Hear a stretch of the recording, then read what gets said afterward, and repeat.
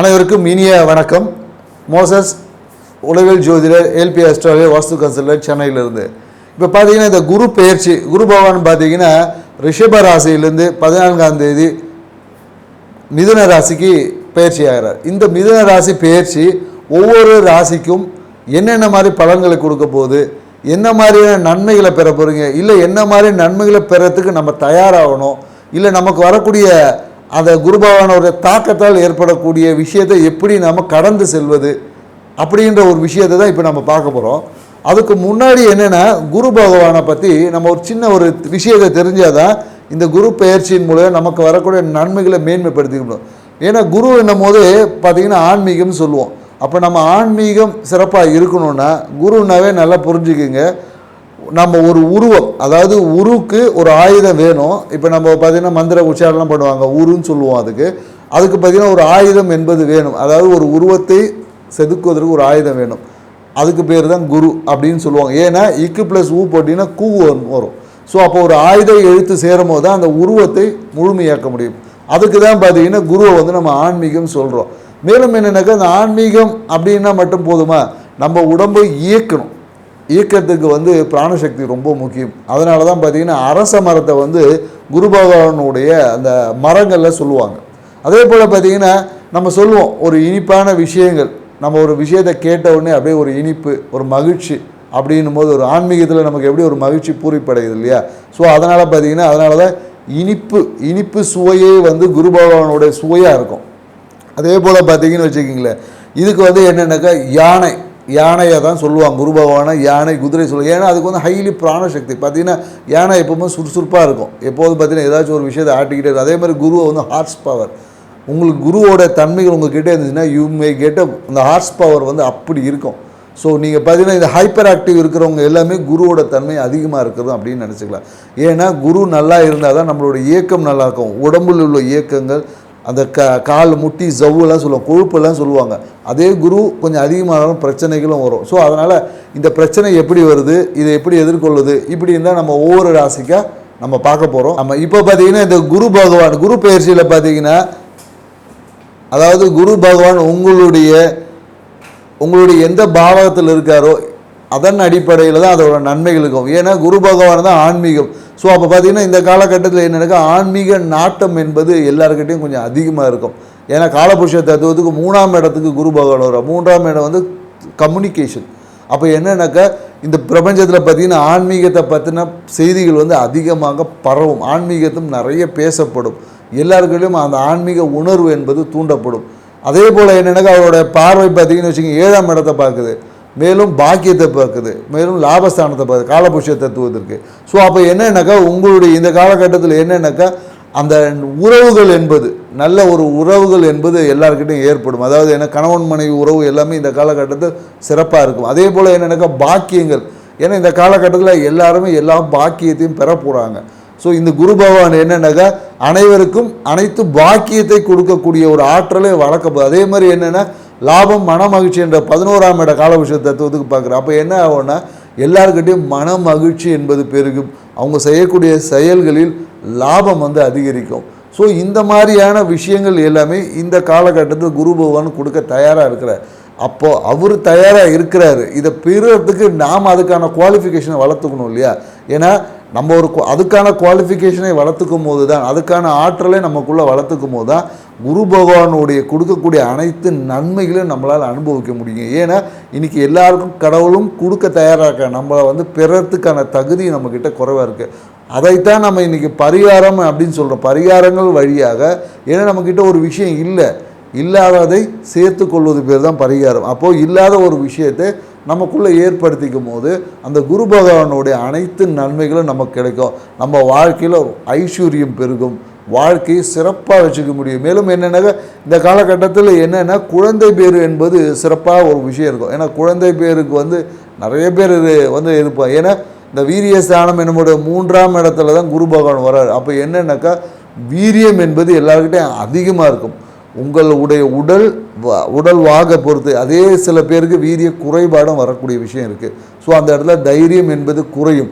அப்போ தைரியம் குறையும் போது அந்த இடத்துல ஆன்மீகத்தை நம்ம சேர்க்கும் போது நம்மளுடைய தைரியம் என்பது பேலன்ஸ் ஆகும். அப்போ வாழ்க்கையில் நம்மளால் எல்லா நன்மைகளையும் சிறப்புகளையும் இந்த குரு பயிற்சியில் நம்மளால் பெற முடியும். அதனால் ஒவ்வொரு ராசிக்கும் எவ்வாறு இந்த குரு பகவான் என்னென்ன நன்மைகளை வழங்க போகிறாரு அப்படின்ற பிரகாரமாக விருச்சிக ராசி அன்பர்களே, விருச்சிக ராசி பார்த்தீங்கன்னா காலபுருஷ தத்துவத்துக்கு 8வது ராசியாக இருக்குது. அப்போ 8வது ராசின்னும் போது இந்த ராசி பார்த்திங்கன்னா நிறைய அனுபவங்கள் இந்த ராசிக்கு இருக்கும். பார்த்திங்கன்னா சில இதில் சொன்னால் வராதுன்னு சொல்லுவாங்கள்ல, பட்டாதான் தெரியும் அப்படின்வாங்களே, நிறைய ரகசியங்கள் அனுபவங்களை கொடுக்கும் இந்த ராசியில் இருக்கிறவங்களுக்கு. அதனால் இந்த ராசிக்குள்ளே இருக்கிறவங்க பார்த்திங்கன்னா மிகுந்த அனுபவசாலி, திறமைசாலின்றது காட்டிலும் அனுபவசாலியாக இருப்பாங்க.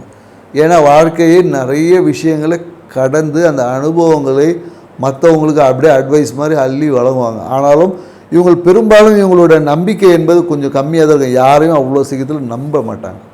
ஒன்ஸ் அவங்க அந்த அடுத்தவர்களை நம்புவது விருச்சிக ராசிக்காரருக்கு ஒரு கேள்விக்குறி தான். மிகுந்த உணர்ச்சி வசப்படக்கூடியவனாக இருப்பாங்க. அப்படி தொட்டவுடனே அப்படி தேல் கொட்டுற மாதிரி, அப்படி ஷாக் அடிக்கிற மாதிரி டக்குன்னு உணர்ச்சி வசப்பட்டு தன்னுடைய முழு ஆற்றலையும் இழந்துருவாங்க. இதுதான் இவங்களோட பிரச்சனை. ஸோ இப்போ விருச்சிக ராசிக்காரர் உணர்ச்சி வசப்படுவதை குறைத்து கொண்டாவே இவங்க வாழ்க்கையில் முன்னேறிடலான்னு சொல்ல முடியும். இதுதான் பொது பரிகாரமே விருச்சிக ராசிக்கு. எந்த கிரகம் எப்படி இருந்தால் என்ன, விருச்சிக ராசிக்காரர் உணர்ச்சி வசப்படுவதை குறைத்து கொண்டாங்கன்னா, ஏன்னா இவங்களுடைய மொத்த ஆத்ம பலமும் அப்படியே ட்ரைன் ஆகிடும். அப்படி சும்மா இப்படி இருப்பாங்க. அந்த உணர்ச்சி வசப்பட்டவொன்னே பார்த்தீங்கன்னா அடுத்த 10 நிமிஷத்தில் அப்படியே ஃபீஸ் பிடிங்கிற மாதிரி ஆகிடுவாங்க. ஸோ அப்போ என்னென்னா அந்த உணர்ச்சி வசப்படுவதை தவிர்த்துக்கிட்டிங்கன்னா உங்கள் வாழ்க்கை வேறு லெவலில் இருப்பீங்க. ஸோ இந்த குரு பயிற்சி எப்படி இருக்க போகுது அப்படி தான் நம்ம பார்க்க போகிறோம். ஏன்னா குரு பகவான் 7ல் இந்த குரு பகவான் இப்போ 8ம் ஸ்தானத்தில் வர்றார். அப்போ 8ம் ஸ்தானத்தில் குரு பகவான் வர்றதுனால ஐயோ குரு பகவானோட ஆசை நமக்கு இல்லாமல் போயிடுமோ. ஏன்னா 8ம் ஸ்தானம் மறைவு ஸ்தானம் இல்லையா, மறைவு ஸ்தானத்துலேருந்து மறைமுகமாக சப்போர்ட் பண்ணுவாருன்னு சொல்கிறோம். ஸோ குரு பகவான் என்ன சொல்கிறார், மறைமுகமாக சப்போர்ட் பண்ண போகிறார். இந்த காலகட்டத்தில் எந்த விஷயங்களில் நம்ம சரி பண்ணிக்கணும் அப்படின்னு தான் பார்க்குறோம். ஏன்னா இந்த காலகட்டத்தில் பார்த்திங்கன்னா திருமணம் ஆகி இருக்கக்கூடிய விருச்சிக ராசிக்காரர்களுக்கு உங்களுடைய வாழ்க்கை துணை அவருடைய வருமானம் உங்கள் அக்கௌண்ட்டுக்கு வரும். அவரோட வருமானத்தை உங்கள் அக்கௌண்ட் ட்ரான்ஸ்ஃபர். நீங்கள் விருச்சிக ராசியாக இருந்தால் கண்டிப்பாக இது நடக்கும்.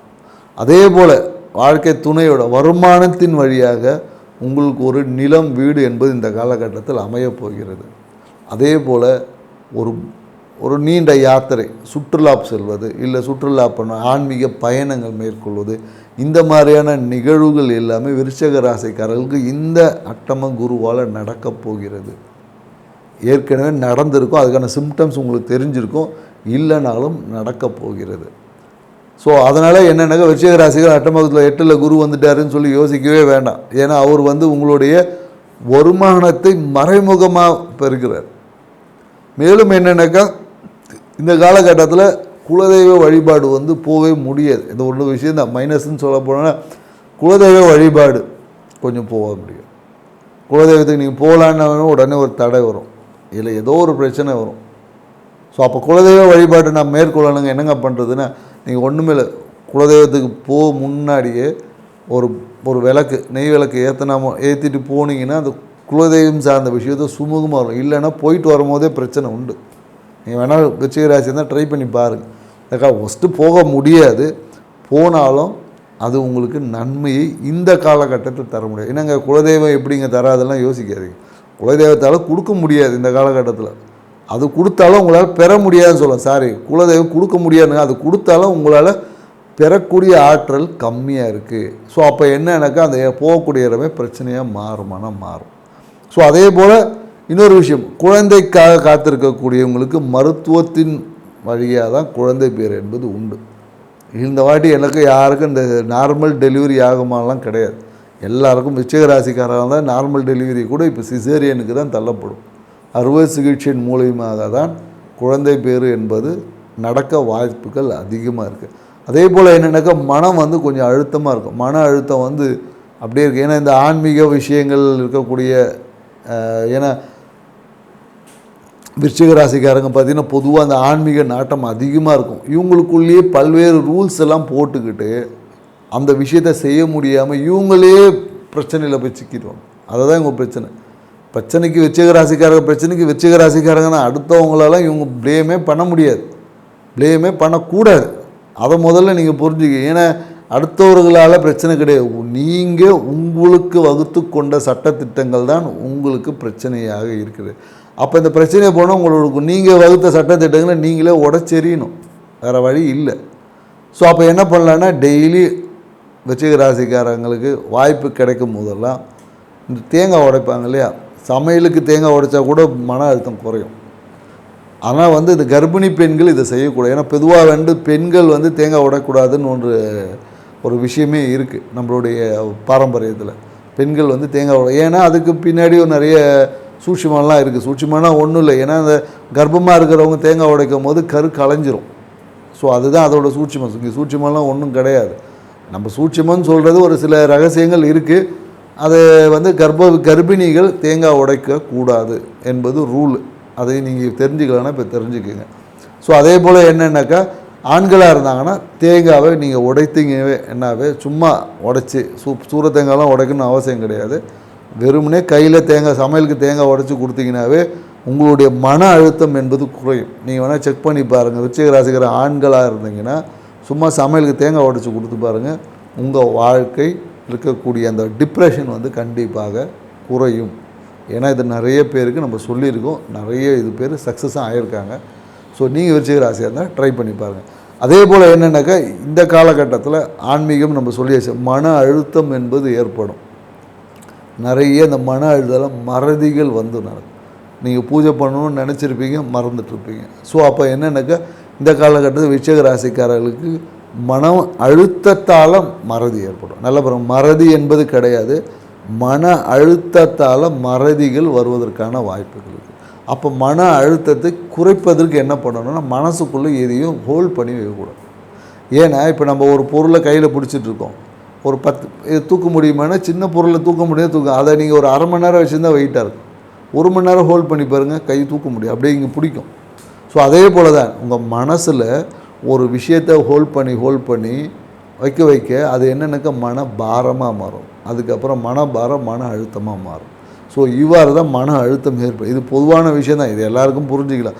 ஸோ மனசில் எந்த ஒரு விஷயத்தையும் ஹோல்ட் பண்ணி வைக்காமல் சிறு விஷயங்கள் அந்த காலகட்டத்துக்கு என்ன நடக்குமோ அதை மட்டும் ஹோல்ட் பண்ணி வச்சு எல்லா விஷயத்தையும் தூக்கி உங்கள் கடவுள்கிட்ட கொடுத்துருங்க.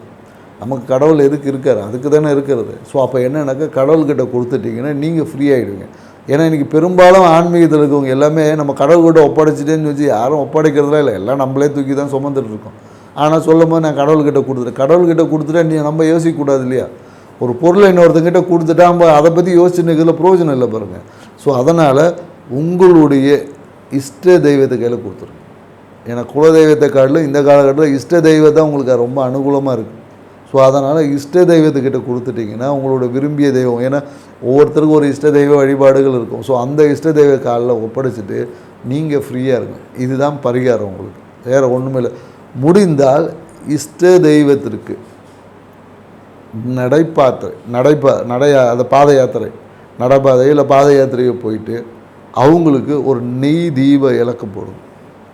புரியுதுங்களா? நெய் தீபம் விளக்கு போட்டுட்டு வந்தீங்கன்னா உங்கள் வாழ்க்கையில் ஏற்பட்ட எல்லா இன்னல்களும் மாறி அப்படியே அதிர்ஷ்டமாக மாறும். ஏன்னா உங்களுக்கு இன்னல்கள் என்பது மனம் பொறுத்து தான் இருக்குது, மனசில் இருக்கக்கூடிய விஷயம் தான். அப்போ மனமது செம்மையானால் மந்திரமே ஜபிக்க வேணாம் சித்தர்கள் சொல்கிறாங்க. ஸோ அப்போ உங்களுடைய நீங்கள் கேர் பண்ணிக்க வேண்டிய இடம் உங்களோட மனம்தான். ஸோ மனசை செம்மையாக வச்சுக்கோங்க, வாழ்க்கையை சிறப்பாக்கிங்க. இது போன்ற மீண்டும் ஒரு தகவலுடன் சந்திப்போம். நன்றி, வணக்கம். ஸ்ரீ குபேரன் டிவியை பார்த்தமைக்கு நன்றிகள். மேலும் இது போன்ற தகவல்களை தெரிந்து கொள்ள ஸ்ரீ குபேரன் டிவியை சப்ஸ்கிரைப் செய்யுங்கள். மறக்காமல் பெல் ஐக்கானை கிளிக் செய்யுங்கள்.